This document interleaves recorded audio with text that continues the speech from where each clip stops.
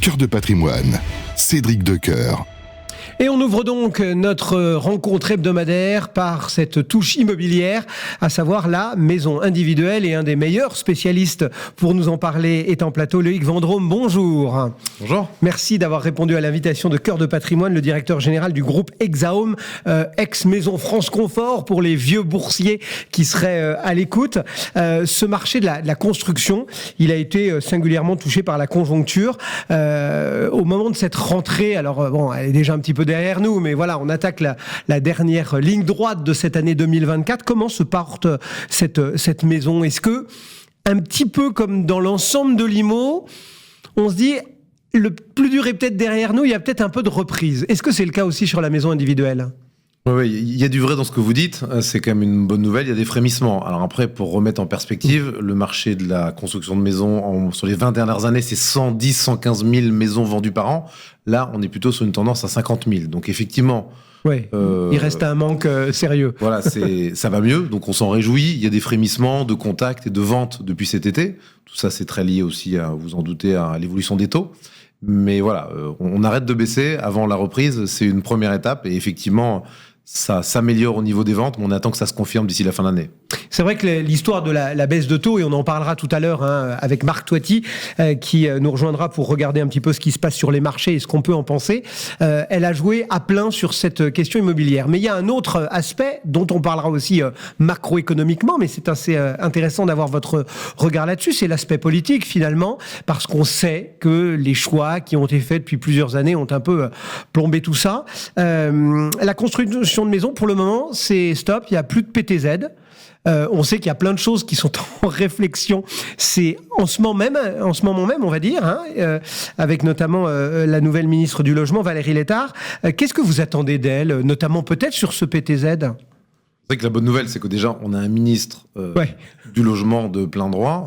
Depuis 2017, c'était pas arrivé. Donc c'est un bon signal. Après, on attend que ce signal se transforme en acte, on va dire, concret. Et la maison individuelle, la construction de maisons a énormément besoin de ce prêt au 0%, qui existe depuis 1995. On a toujours eu un PTZ, et c'est justement quand les taux sont relativement hauts qu'on a besoin de ce PTZ. Parce qu'aujourd'hui, ce qui manque à la demande... c'est pas quand les taux étaient à 0% qu'on avait besoin d'un PTZ. Oui, exactement. Et aujourd'hui, on a de la demande, mais il y a un problème de solvabilité. À la fois parce que les taux, mais parce que les maisons coûtent plus cher. On sait pourquoi.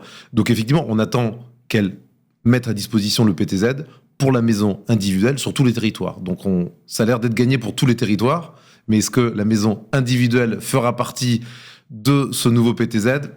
Pour l'interrogation, et on attend de voir dans la semaine. Donc on croise les doigts pour voir un petit peu ce qui se décidera. Comment est-ce qu'on peut permettre aujourd'hui ? Est-ce que chez Exaum, on a presque des solutions, on dire clés en main à apporter, pourquoi pas à Valérie Létard, pour lui dire voilà, comment est-ce qu'on peut concrètement permettre aux Français de devenir propriétaires de leur maison individuelle ? On sait que quand on a des enquêtes d'opinion, c'est quand même une envie récurrente et forte chez les Français d'être propriétaires de leur pavillon, de leur bout de jardin. 80% des Français, donc c'est pas rien. Et contrairement à ce qu'on pense, chez les jeunes, la stat reste la même, chez les 18-24 ans. Donc oui, il y a une réelle appétence.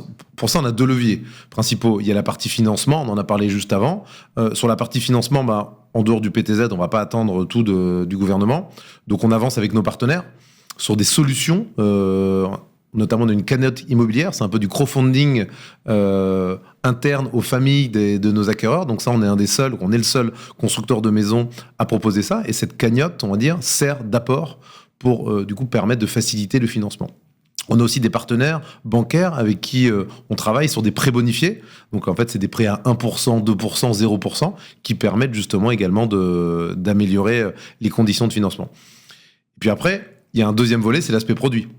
Donc on trouve des solutions pour avoir des produits moins chers, soit en changeant un peu les options des maisons, ou soit en faisant des maisons plus petites et en rendant les maisons plus évolutives. C'est-à-dire qu'on avait imaginé une maison de 90 mètres carrés, peut-être partir sur une maison de 60 mètres carrés, mais une maison qui est déjà pensée pour pouvoir permettre d'accueillir une extension dans 1 an, 2 ans, quand on aura certainement un petit peu plus de moyens. Donc de pas se bloquer, ne pas bloquer son projet, mais y aller quand même, mais avec un projet évolutif. Mais donc finalement, permettre aux Français d'être propriétaires de leur maison, c'est vous qui faites l'effort. Vous dites le gouvernement, oui, il peut peut-être faire quelque chose en PTZ, mais en fait, on va surtout essayer de se débrouiller tout seul. C'est quand même un peu le message. C'est un peu le maître mot chez Exaum, c'est on se débrouille tout seul et aussi on se diversifie. C'est aussi pour ça qu'on va dans d'autres métiers, l'immobilier. On n'attend pas uniquement un rebond de la maison individuelle. C'est pour ça qu'on fait de la rénovation et de la promotion également. Alors juste, toujours sur ce métier, c'est vrai que on a vu pas mal de promoteurs, pas mal de constructeurs, un peu plus que tirer la langue. Enfin voilà, il y a même des défaillances et un secteur qui est quand même en grande difficulté. Et c'est peut-être aussi intéressant pour l'épargnant qui se dit tiens, je ferais bien construire une maison, de savoir à qui il s'adresse et quel est l'état de santé finalement du promoteur, du spécialiste qui va éventuellement lui construire sa baraque. Comment se porte Exaum aujourd'hui ? Alors, Exaum, aujourd'hui, on a souffert parce qu'on ne peut pas ne pas être insensible à une baisse du marché de 50%, mais Exaum va très bien et se porte très bien d'un point de vue financier. Parce qu'on a baissé nos charges fixes, clairement, il n'y a pas de miracle. Mais ce qui fait qu'aujourd'hui, on est en position pour capter ces fameuses opportunités d'une reprise de marché et également de prise de marché, parce que beaucoup de confrères sont défaillants ou en mauvaise santé, et les clients viennent voir les acteurs solides envers qui ils ont de la visibilité. Et nous, le fait qu'on soit coté en bourse, on est très transparent sur nos comptes. On a publié nos résultats semestriels. Ils sont très corrects dans ce contexte. Et même en 2025, au moment où ce sera la période la plus délicate pour l'ensemble de la profession, nous savons déjà que nous serons rentables. Ça fait 105 ans que nous sommes là et nous serons là encore un bon petit moment. Comment est-ce que vous voyez justement la fin de cette année ? Parce que vous nous avez donné quelques chiffres sur le marché des années passées, sur le marché actuel. Grosso modo, on devrait terminer sur quel niveau et qu'est-ce qu'il y a devant ? Je pense qu'au niveau du commerce, on a passé le plus dur. Le plus dur est derrière nous. La baisse est terminée. On commence effectivement une remontée. Je parlais tout à l'heure, 50 000 maisons. Je pense que l'année prochaine, on devrait être plutôt aux alentours des 60 000 maisons. Ça reste très inférieur aux besoins, parce qu'on aurait besoin d'être plus à 120 000 maisons pour éviter que le déficit se creuse. Donc c'est plutôt positif pour les acteurs solides et en capacité de profiter de ce rebond. Donc oui, on est plutôt positif au niveau du commerce, même si la partie construction de logements en elle-même va être ralentie jusqu'à l'été prochain, parce qu'il y a un cycle entre la vente et la production. Évidemment. Donc ça va être encore dur. On rappelle que c'est du temps long, l'IMO, quelle que soit même une petite, entre guillemets, maison, c'est du temps long. Qu'est-ce qu'on peut dire aujourd'hui à un épargnant qui se dit tiens, je vais franchir le pas, je vais devenir par exemple propriétaire, mais la maison, je vois pas bien un petit peu. Enfin, est-ce que vous avez... je sais pas, quelques motivations clés, quelques idées, quelques critères à avoir en tête pour se dire oui, il faut choisir une maison, il faut choisir du neuf, il faut voilà. Qu'est-ce que vous diriez aujourd'hui à un éventuel candidat ?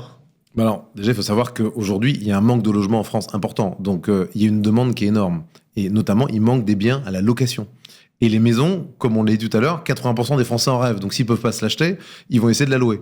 D'accord. Donc, on peut aussi être investisseur et se dire, tiens, je vais acheter une maison pour la mettre en location. Exactement. Et d'ailleurs, c'est rarement un réflexe. Souvent, quand on investit plutôt dans les appartements, parce qu'il y a beaucoup d'offres. Et il y a peut-être même eu trop d'offres, alors qu'il y a peu d'offres en maison. Et pourtant, c'est là où la demande est la plus importante. Et on le constate en termes de locataires, ça tourne beaucoup moins dans les maisons que dans les appartements. Il n'y a pas de charge de copropriété. Donc en fait, c'est vraiment un investissement rentable, mais c'est vrai que comme c'est un investissement qui est moins, on va dire, commun et qui est un peu plus rare, et bien quand on est un investisseur un peu plus éloigné du marché, on n'a pas tendance à y penser alors que c'est le meilleur des investissements immobiliers. Et comment on fait dans ces cas-là ? Parce qu'il faut trouver le terrain, il faut trouver... Enfin, je veux dire, vous chargez de tout, on appelle Exaum et on dit, voilà, j'ai quel budget d'abord, entre guillemets, et trouvez-moi, débrouillez-vous, je veux investir dans telle région ou dans telle autre. C'est aussi simple que vous venez de le dire, il faut choisir les bons interlocuteurs, et effectivement, la construction, c'est un peu plus complexe que l'achat d'un appartement, donc il faut trouver le bon interlocuteur qui vous accompagne de A à Z. Donc, et vous êtes, vous, en capacité, par exemple, de dire, vous voulez investir dans telle ville, j'ai, dans ce périmètre-là, des terrains sur lesquels vous pouvez... Et on fait une proposition terrain plus maison, même si on ne vend pas le terrain, on dit, écoutez, c'est un budget global, un emprunt global, une rentabilité globale, donc on va vous chercher le terrain, on s'occupe de la maison, on peut même trouver l'agent immobilier pour gérer après la location, c'est des choses que l'on fait très fréquemment. Merci d'être passé nous voir, Loïc Vendrome, donc pour Exaum et ce focus sur ce marché et cet investissement éventuellement sur la maison individuelle. Merci d'être venu dans Cœur de Patrimoine. Merci à vous. À très bientôt. Cœur de patrimoine, Cédric Decoeur.